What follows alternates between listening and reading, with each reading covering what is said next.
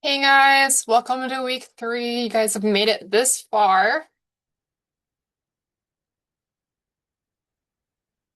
Attendance, just as a recap, whenever you see the light bulb icon, it is an opportunity for extra credit. Student attendance, if you would like to be called a different name other than what is on IvyLearn, please let me know. Another great way that you can do this is by creating an introductions post that also helps your peers get to know you and want to be able to give you critique and feedback later on in the course. Due dates, February 2nd and January 30th.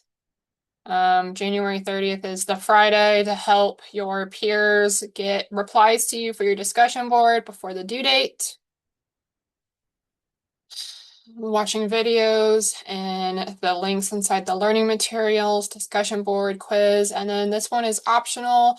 If you'd like to work ahead and complete the first page in your project brief, during week 4, it will shorten your workload.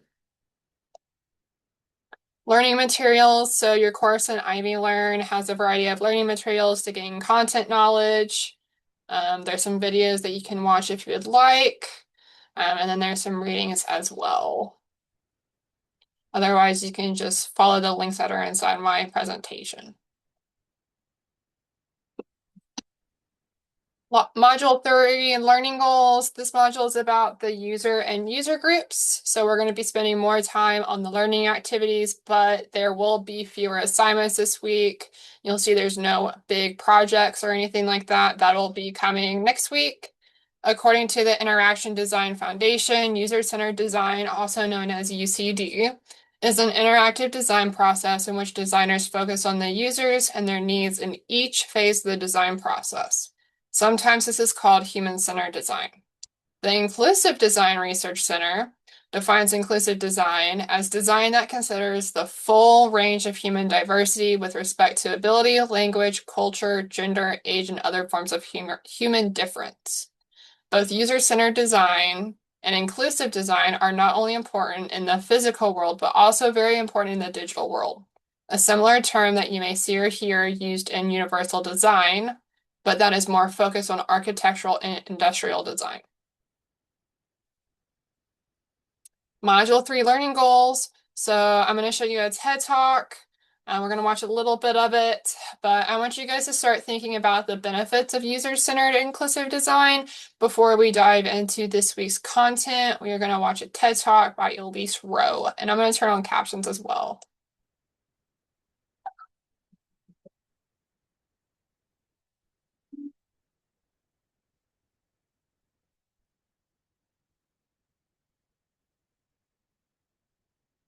I'll never forget the sound of laughing with my friends. I'll never forget the sound of my mother's voice right before I fell asleep. And I'll never forget the comforting sound of water trickling down a stream. Imagine my fear, pure fear, when at the age of 10, I was told I was going to lose my hearing. And over the next 5 years, it progressed until I was classified as profoundly deaf. But I believe that losing my hearing was one of the greatest gifts that I've ever received. You see, I get to experience the world in a unique way. And I believe that these unique experiences that people with disabilities have is what's going to help us make and design a better world for everyone, both for people with and without disabilities. Now, I used to be a disability rights lawyer, and I spent a lot of my time focused on enforcing the law, ensuring that accommodations were made. And then I had to quickly learn international policy because I was asked to work on the UN Convention that protects people with disabilities. As the leader of the NGO there, I spent most of my energy trying to convince people about the capabilities of people with disabilities. But somewhere along the way, And after many career transitions that my parents weren't so happy about, I stumbled upon a solution that I believe may be an even more powerful tool to solve some of the world's greatest problems, disability or not. And that tool is called design thinking. Design thinking is a process for innovation and problem solving. There are 5 steps. The first is defining the problem and understanding its constraints.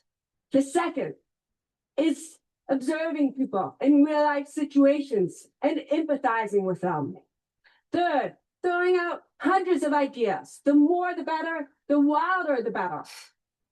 Fourth, prototyping, gathering whatever you can find to mimic your solution, to test it and to refine it.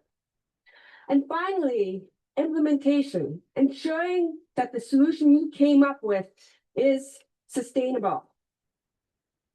Warren Berger says that design thinking teaches us to look sideways, to reframe, to refine, to experiment, and probably most importantly, ask those stupid questions. Design thinkers believe that everyone is creative. They believe in bringing people from multiple disciplines together because they want to share multiple perspectives and bring them together and ultimately merge them to form something new. Design thinking is such a successful and versatile tool that has been applied in almost every industry. I saw the potential that it had for the issues that I faced, so I decided to go back to school and get my master's in social design. This looks at how to use design to create positive change in the world. While I was there, I fell in love with woodworking. But what I quickly realized was that I was missing out on something. As you're working with a tool, right before it's about to kick back at you, which means the piece or the tool jumps back at you, it makes a sound. And I couldn't hear this sound. So I decided, why not try and solve it? My solution was a pair of safety glasses that were engineered to visually alert the user to pitch changes in the tool before the human ear could pick it up. Why hadn't tool designers thought of this before? 2 reasons. One, I was a beginner. I wasn't weighed down by expertise or conventional wisdom. The second is I was asked. My unique experience of the world helped inform my solution. And as I went on, I kept running into more and more solutions that were originally made for people with disabilities and that ended up being picked up, embraced, and loved by the mainstream, disability or not. This is the OXO potato peeler. It was originally designed for people with arthritis, but it was so comfortable, everybody loved it. Text messaging, that was originally designed for people who are deaf. And as you know, everybody loves that too. I started thinking, what if we changed our mindset? What if we started designing for disability first, not the norm? As you've seen, when we design for disability first, we often stumble upon solutions that are not only inclusive, but also are often better than those when we design for the norm. And this excites me because this means that the energy it takes to accommodate someone with a disability can be leveraged, molded, and played with as a force for creativity and innovation. This moves us from the mindset of trying to change the hearts and the deficiency mindset of tolerance to becoming an alchemist, the type of magician that this world so desperately needs to solve some of its greatest problems. Now, I also believe that people with disabilities have great potential to be designers within this design thinking process. Without knowing it from a very early age, I've been a design thinker, fine-tuning my skills. Design thinkers are by nature problem solvers. So imagine listening to a conversation and only understanding 50% of what is said. You can't ask them to repeat every single word. They would just get frustrated with you. So without even realizing it, my solution was to take the muffled sound that I heard, that was the beat, and turn it into a rhythm and place it with the lips that I read. Years later, someone commented that my writing had a rhythm to it. Well, this is because I experienced conversations as rhythms. I also became really, really good at failing, quite literally. My first semester in Spanish, I got a D. But what I learned was that when I picked myself up and I changed a few things around, eventually I succeeded. Similarly, design thinking encourages people to fail and fail often because eventually you'll succeed. Very few great innovations in this world have come from someone succeeding on the first try.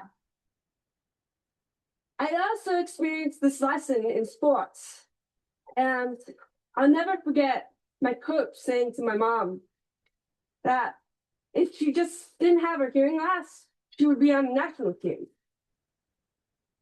But what my coach and what I didn't even know at the time was that my hearing loss actually helped me excel at sports. You see, when you lose your hearing, not only do you adapt your behavior, but you also adapt your physical senses. One example of this is that my visual attention span increased. Imagine a player, a soccer player, coming down the left flank. Imagine being a goalkeeper like I was. And the ball is coming down the left flank. A person with normal hearing would have a visual perspective of this. I had the benefit of a spectrum this wide. So I picked up the players over here that were moving about and coming down the field. And I picked them up quicker so that if the ball was passed, I could reposition myself and be ready for that shot. So as you can see it, I've been a design thinker for nearly all my life. My observation skills have been honed so that I pick up on things that others would never pick up on. My constant need to adapt has made me a great ideator and problem solver. And I've often had to do this within limitations and constraints. This is something that designers also have to deal with frequently. Now, my work most recently took me to Haiti. Design thinkers often seek out extreme situations because that often informs some of their best designs. In Haiti, it was like a perfect storm. I lived and worked with 300 deaf individuals. They were relocated after the 2010 earthquake. But 5.5 years later, there still was no electricity. There still was no safe drinking water. There was still no job opportunities. There's still rampant crime, and it went unpunished. International aid organizations came one by one, but they came with predetermined solutions. They didn't come ready to observe and to adapt based on the community's needs. One organization gave them goats and chickens, but they didn't realize that there was so much hunger in that community that when the deaf went to sleep at night and they couldn't hear, people broke in to their yards and their homes, and they store these chickens and these goats. And eventually they're all gone. Now, if that organization had taken the time to observe deaf people, to observe the community, they would have realized their problem. And perhaps they would have come up with a solution. Something like a solar light lighting up, a secure pin to put them in at night to ensure their safety. You don't have to be a design thinker to insert the ideas I have shared with you today. Yep. You are creative. You are a designer. Everyone is. Let people like me help you. Let people with disabilities help you look sideways and in the process solve some of the greatest problems. That's it. Thank you. Elise has other TED Talks if you guys are interested in her. But this one's about design for disability. Human-centered design, I want you guys to think about the bigger picture. Optimization, the real user experience, because it's not about what you do or what you don't do to get that end result. It's the end result. You can do everything underneath the sun to make your product, the, best product, but it's about what the end result is and how that end result functions, is used, helps the user, stuff like that. So we're going to watch a little part of a YouTube video from Don Norman about the principles of human-centered design. The principles of human-centered design with captions apply even if you don't follow the process of human-centered design. Because what are the principles? Well, the first one is be human-centered. Focus upon the people, that whatever you're doing is intended for, whether you're doing a service or a product or an organizational structure or a new way of, I don't know, stocking in a warehouse or putting things on shelves, whatever you're doing, always think of the people and all the people, not just the people, say, who are going to retrieve the items you put in, but the people who have to put the items up there in the first place. And if you're in the healthcare system, you have to think about patients and their families and the physicians and the nurses and also the medical personnel and the technicians. And for that matter, even the people who do the scheduling and clean the place. You have to think of it as a system and look at all of the components. That's the second important thing. Find the right problem. Almost always when somebody gives me a problem to solve, I refuse to solve it because it's not the right problem. It's the symptom of the problem. And I want to solve the fundamental basic problem, because if I can solve the basic problem, guess what? The symptoms disappear. So that's not always so easy, and it can take a lot of time. And even though I argue strongly, you should always try to solve the fundamental root problem, sometimes it's okay just to solve the symptoms. And finally, you have to think of everything as a system. Everything is interconnected. So if you solve this tiny little piece, well, that's kind of nice, but sometimes optimizing each of the small pieces gives an inferior result. Optimization of the local does not mean global optimization. And so we should always be thinking of the big picture. What is the final result we care about? And user experience isn't always the most important component. Because take a camera. What's the camera about? All those controls? No. The camera is just a tool to get the real user experience, which is the experience of enjoying the movie, the video, the picture. It's the end result that matters. And so we should be focused upon making it easier for people to get to the end result. We don't have to focus on the details of the tools. Those have to be understandable and usable. And remember, the important thing is the real goal of the people who use our products. Really enjoy how Don Norman makes his videos short and sweet, but they're like exactly right to the point. Right to the point. All right, principles. So when we think about inclusive design and UX, it is the process of creating products and experiences that are accessible but extremely usable by the widest range of people possible, regardless of their initial ability that they are designed for, the background, or the circumstances. We got a video on inclusive design Inclusive design is a with design captions. philosophy that embraces how diverse people are. As designers, we shouldn't assume that we know everything there is to know about people. We should invite them to help us learn. We're designing for a world that speaks many different languages and comes from many different backgrounds. People have different limitations on what they can easily see, understand, and feel comfortable with. Practically speaking, our designs have to be accessible. When we say that a design is accessible, we mean that it can be used by people who have hearing, visual, motor, or cognitive impairments. We need to make sure that we remove the obstacles that prevent people from using what we build. But what if we were to create an even better experience? We can do more than just clear the path. We can lay out a welcome mat. As a design community, we can offer an invitation that respects differences in physical ability. Further, we can welcome people regardless of gender, race, age, language, and walk of life. What does inclusive design look like? When designing interfaces, allow people to describe themselves in their own terms. This can be as simple as turning a one-choice-only radio button into a select all that apply checkbox. Let people choose their own categories, or choose not to describe themselves when the system doesn't need the information. Let people make sure that the system speaks their language. Allow users to correct the system's assumptions when needed. Changing the way we design interfaces is progress towards being more inclusive. But there's more we can do. We can redesign how we hire to welcome different perspectives.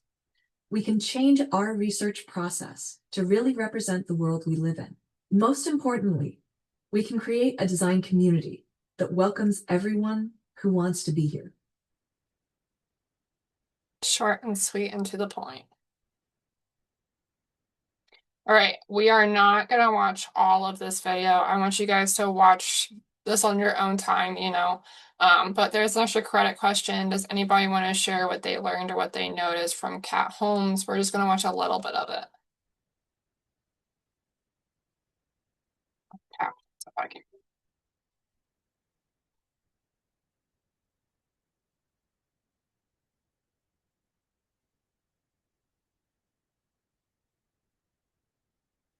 Well, I thought today would be a good opportunity to share a little bit about my own journey in learning about inclusive design. And along the way, describing a little bit how it has changed me as a designer, kind of bridging off of the last conversation that who we are and the conversations we have really do shape the things that we make. I grew up in Oakland, California. This is the picture before the Salesforce Tower. So, okay. And it was a place where we really valued diversity. It was very present in my education and the world around me. And for all the conversations we had about diversity, not once did I learn about the fundamentals of accessibility as a designer, as a student. We rarely had conversations about disability in an education context. And much later in my career, when I did really take a deeper study at disability studies and also accessibility, it transformed how I saw myself and how I saw the work that I was doing. My path to design might reflect the path that many of us took. It was more about the combining of arts and sciences. This is me in the 4th grade using my science project. I was trying to use a sculpture to communicate how earthquakes work. And that led me down a path to orthopedic biomechanics. I wanted to create and design prosthetic limbs for a living. That was my dream. Eventually, that led me to Microsoft, where I had the great fortune of leading a team that went into great depth on inclusive design and really thinking about the practices as we are evolving into this AI-led digital-first kind of world for design. I quit my job outright about 3 years ago and started my own company. And in that, had an opportunity to meet with a very large number of organizations, companies, cities, to have a conversation about what does inclusion mean to us. And I get to continue that work in my role at Google today. So here's some snapshots from my Instagram feed of places and people I've met along the way. And what I found is that there's many different meanings to the word inclusion. It means many different things to many different people. And so in writing the book, I took a closer look at the root word, which is clodere, which is to shut. It's Latin. So exclusion is literally to shut out, and inclusion is literally to shut in. And I started to wonder if there's something about this mental model of shutting in and shutting out that was shaping not only the way we thought about the problem in this space, but the solutions. And if we think about a circle where there is shut in and shut out, what is the goal of inclusion in this model? Is it to break into this circle and get access to resources and power and things that we think are really, really good inside there? Is it to open up the circle if we happen to be inside and magnanimously invite people in to share those opportunities? Or is it to get rid of the circle altogether and mix state together in kind of a utopian state? And so I started to wonder about the design of this circle itself, and maybe the way that, how that comes into our world and how we can start to address that. These kind of barriers between shut in and shut out show up in many different areas of our society. Some quick examples. This is a snapshot of the Long Island Parkway. These kinds of barriers can be challenging to recognize sometimes. An everyday object, maybe we drive underneath. But when this was created by Robert Moses, who was the city parks commissioner in the 1930s to the 1960s, he designed it so that the underside of this overpass was 7 feet 7 inches high, which was just low enough to prevent a public bus from traveling underneath it. And public transit in the 1940s and 50s being a primary mode of transportation for African-American working class families or for families of low income, it literally became a physical barrier to traveling to the parks and the beaches on the other side.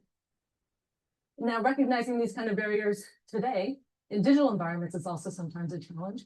A high number of websites do not meet basic accessibility criteria. In essence, a barrier in the same way that overpass to accessing the information that many of us enjoy, but a barrier to participation if we do not have that access open to all. And so a moment that helped me unlock the shut in, shut out model and start to reshape my thinking was the World Health Organization's definition of disability, which was redefined in 2001 as a mismatched interaction between the features of a person's body and the features of the environment in which they live. And which is also known as the social model of disability. And this dramatically shifted for me and those who I was working with, this conversation from thinking about disability as a personal health condition to it being something that was squarely a matter of responsibility and choice as designers, as engineers, as business leaders, that every decision we were making was either increasing or decreasing those mismatches between people in the world around them. And I started to wonder, how do those mismatches build up over time? We all experience exclusion in different ways, and we encounter mismatches in many moments in our days. But there are people, there are communities that experience a high degree of mismatches and a high degree of exclusion as we encounter these mismatches. So I started to wonder how these came into practice, and one of the biggest culprits, in my opinion, is what I've come to call ability biases, which is when we design something that we ourselves can see or hear, or it matches how we learn or think or communicate. It ends up working well for people who have similar abilities or preferences, but it can end up excluding a much broader group of people. And so one example of this, I travel a lot. I spend a lot of time in airports, and I spend a lot of time in airport bathrooms. So here's a snapshot of a public toilet with a sensor on the back where you wave your hand over the back. And there's a nice helpful sign. It's a good indicator of a poor design. To wave your hand over the sensor to activate. Now, when you think about who might experience a mismatch in interacting with this design. Maybe somebody who is unable to see the features of the toilet. Maybe someone who's blind or has low vision. Maybe somebody who doesn't have a hand available to wave or a hand. Maybe somebody who doesn't read English. And so you start to question, who is this really designed for? And how many people are left out? So mismatches can also be the origin of beautiful inclusive designs. And one of my favorite examples is the typewriter, where Pellegrino Turri and the Countess Carolina Montani de Pivizano in the mid-1830s were very close friends. Some of them were lovers. And when they were apart, they wanted to communicate by writing. The Countess was blind. And in the mid-1800s, if you were blind, to write a letter, you often had to dictate to another person who would write it down for you. which is not an awesome solution if you want private communication. And so they worked together to invent what was known as the first prototype, the typewriter, so that the Countess could author her own letters. A design that has many iterations and many generations, but in some way, many people have benefited from. And the thing that I love about this as a distinction between universal design and inclusive design is not everyone has access to a keyboard. Maybe somebody has limited use of their hands. But it was designed with that starting mismatch and with participation of someone who had experienced that exclusion, to come with a solution that met the needs for many more people. Another quick example, automated. I'm gonna pause it there just because it is 20 minutes long and I don't want to take up too much of your guys' time. You guys can always go back and watch it. So what are the WCAG 13 guidelines? Well, to start off with, WCAG stands for Web Content Accessibility Guidelines. They are a set of international standards for making web content more accessible to people with disabilities. So we have perceivable, operable, understandable, and robust. Over here, perceivable, information and user interface components must be presentable to users in a way they can perceive. I'm going to give you guys an example. So an example of that is providing alternative text for images for users who cannot see the images. They can just read it underneath. A good example of that is if you're looking at a newspaper, usually if there's an article, it will have a picture and then underneath it, there'll be a little line that says like the person's name, is shooting a basket at, their local high school, stuff like that. Then we have operable. User interface components and navigation must be operable. An example of that is ensuring all functionality is available via a keyboard for users who cannot use a mouse. Understandable information and the operation of the user interface must be understandable. An example is using clear and simple language and providing mechanisms for users to find content and understand what is happening on the page. So what are they interacting with? What are they being told to do? What can they do? Stuff like that. And then we have robust. Content must be robust enough that it can be interpreted reliably by a wide variety of user agents, including assistive technologies. So an example of that one would be ensuring that the content is compatible with current and future assistive technologies like screen readers. And then I got a beautiful video for you guys about the 13 guidelines. And we're not going to watch all of it. And I'll turn on closed captions. About WCAG's 13 guidelines for web accessibility. But first, hi, I'm Casey. I am she has a it technical turned on. director Sorry. at Startbox, and I'm also a certified professional in web accessibility. Now, web accessibility is a hot topic in our industry, and a lot of people are asking the question, I don't know if my website is accessible. Well, one way is to compare our website to a set of standards. And the standards that most people will use are the Web Content Accessibility Guidelines, or WCAG for short. Now, WCAG is versioned, and the current version is 2.1. Now, the WCAG standards aren't the easiest thing to read.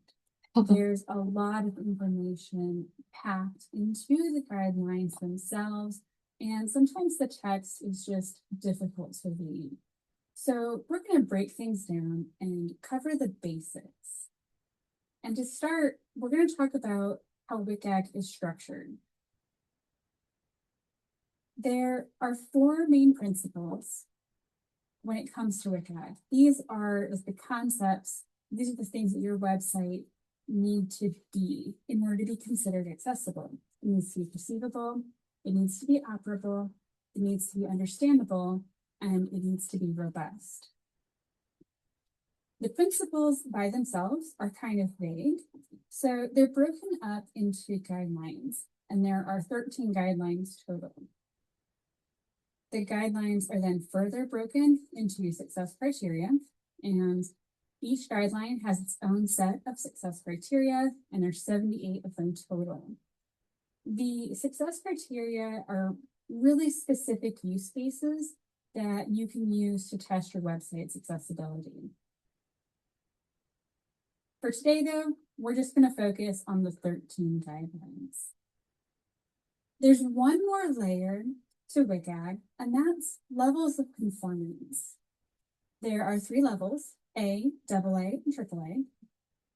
Level A is just meeting the bare minimum level of accessibility. A lot of websites do this without even really trying. Level AA will include everything in level A and then add a few additional requirements on top. This is a level that you might have to work at a little bit in order to get your website to match it. And then finally, there's AAA, which includes all of the above, as well as a few additional requirements. And this is going to be the strictest level of accessibility. And depending on your content, sometimes it's not even possible to achieve a AAA level of conformance. When most people are talking about accessibility, they're talking about this level AA, and that's what we're going to talk about today. Now, you might be wondering how these levels. I'm gonna pause it there just because it is a really long, kind of tedious video, but it is pretty important for you guys to learn. So I will include the URL to watch this video with Casey below. What is design thinking? IDEO. Design thinking is an approach to creative problem solving. It's a human-centered path to innovation. Hello, I'm David Kelly. I'm happy you're here to explore design thinking with IDEO. You know, so many people don't think of themselves as creative, but I think that's wrong. Everybody's creative. And that's one of the reasons we teach design thinking, because we think that knowing this kind of approach can unlock your creativity and make you feel capable of coming up with routinely wonderful ideas. Design thinking starts with people. It's about putting human needs at the center of all we do. It's about simple mindset shifts and new ways of looking at problems through empathy and collaboration. For an idea to be both successful and meaningful, we use 3 lenses to bring it into focus: desirability, feasibility, and viability.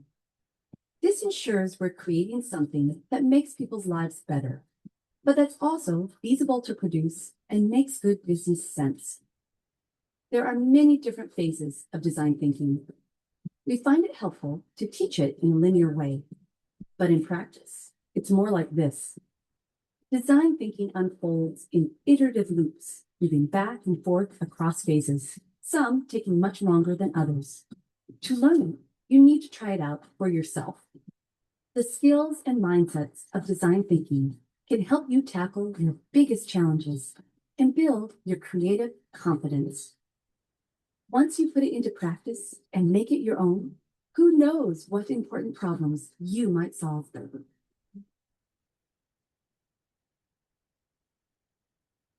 Oh, video is just a really good video to watch. So if you guys want to dive deeper, there is super helpful links and stuff like that just inside the extra content section of IvyLearn. You guys can check out what is user-centered design, UCD from the Interaction Design Foundation. And then just as a recap, user-centered design is an iterative design process in which designers focus on the users and their needs in each phase of the design process. In user-centered design, design teams involve users throughout the design process via a variety of research and design techniques to create highly usable and accessible products for all. Planning ahead. So for Module 4, you guys will be starting your course project design brief template and choosing a project. Super easy. We have a template for you as well. I'd like to load. Here's our template. I want you guys to think about it. You know, there's just a lot to look at, you know, purpose. Why are you guys doing what you guys are doing? You know, if you would like to choose an interactive system to be redesigned, that's fine.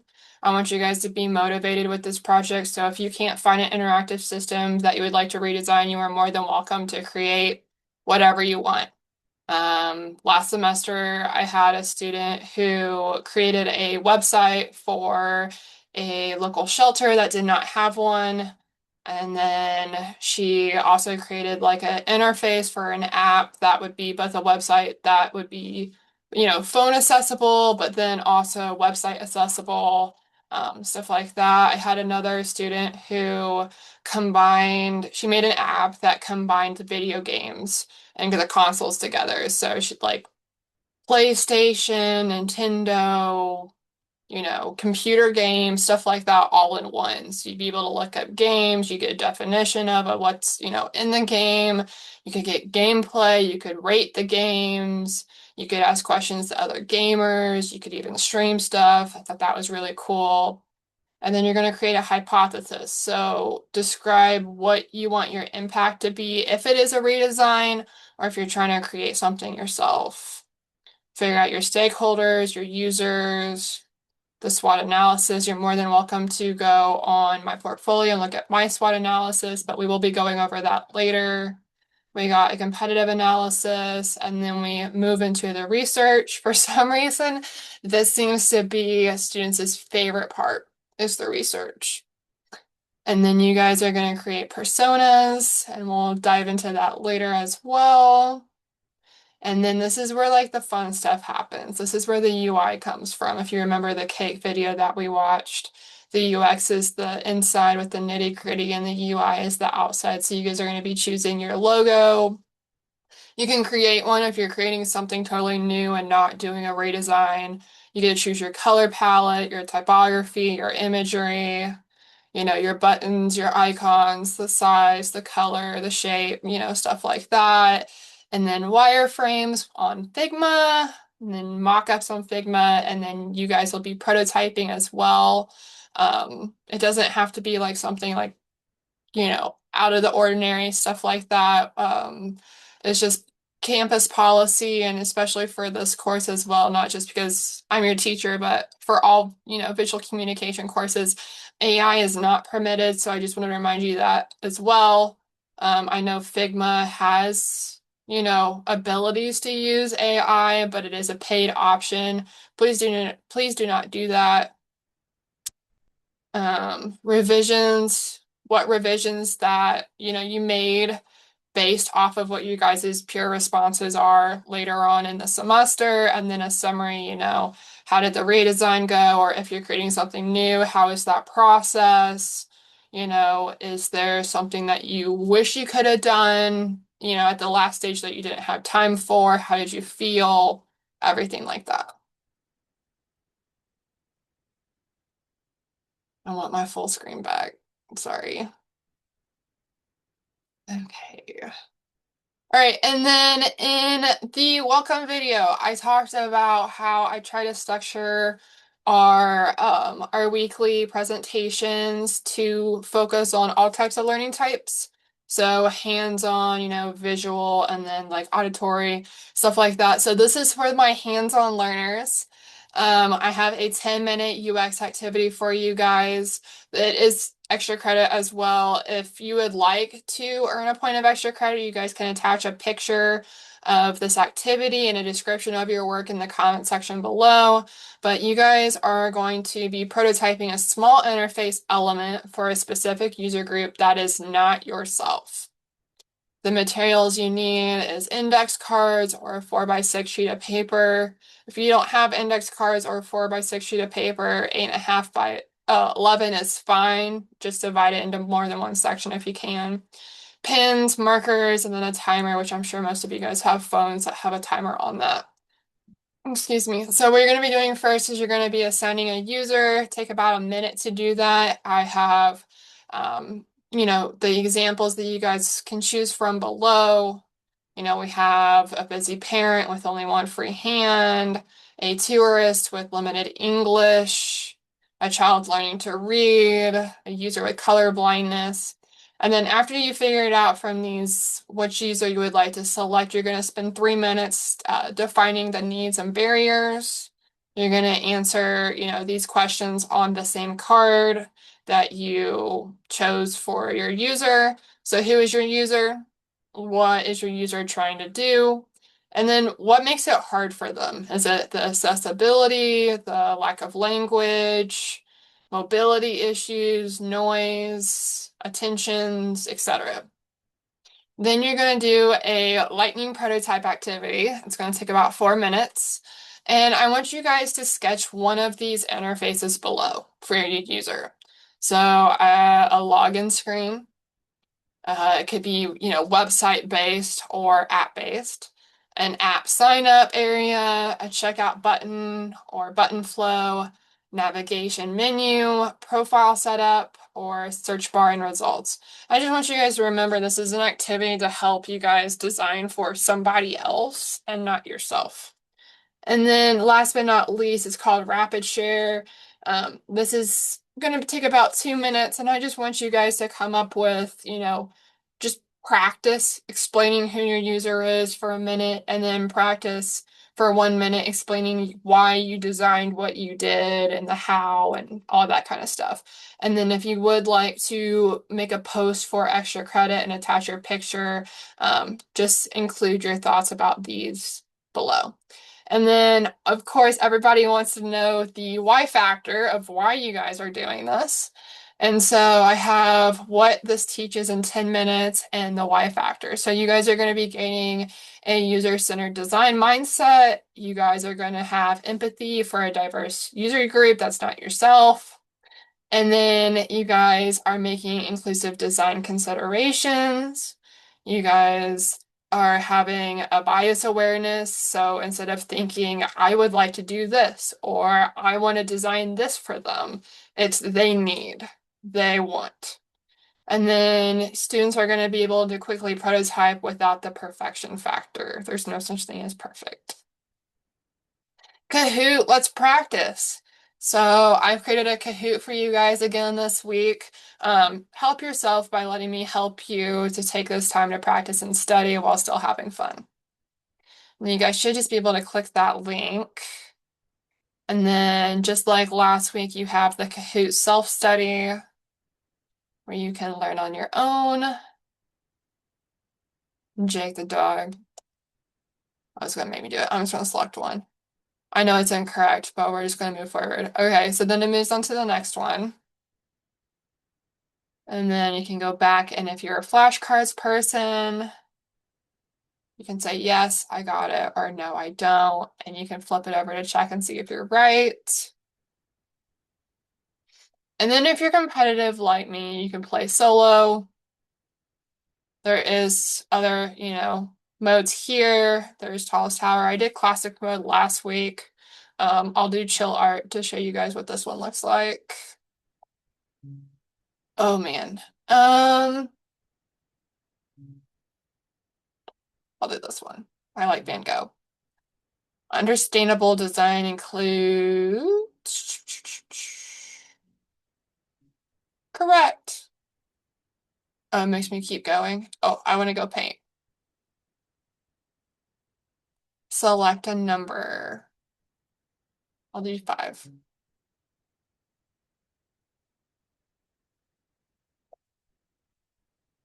Eight.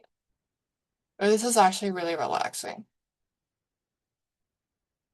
Oh, it looks like you can only answer so many questions before you go and paint. Okay, well, there's the painting one.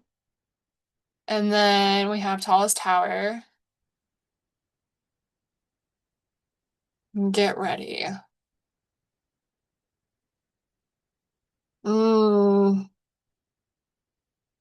Sorry, I didn't have to read it, I already knew it. The perceivable WAG principal ensures.